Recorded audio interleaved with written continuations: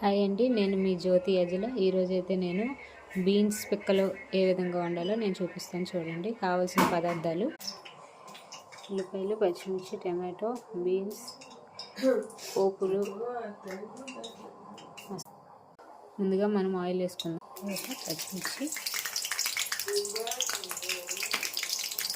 Onions,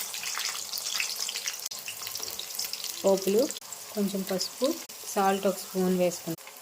వెల్లుల్లి, కరివేపాకు కూడా వేద్దాం. దీన్ని బాగా కలుపుతాం. కడిగి పెట్టుకున్న బీన్స్, సైడ్ని టమాటా కూడా వేసుకొని కలుపుదాం.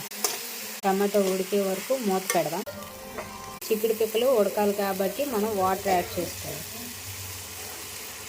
దీన్ని బాగా ఉడికిన తర్వాత స్టవ్ ఆఫ్ చేసుకుంటే చిక్కుడు పిక్కల కర్రీ రెడీ అయిపోతుంది.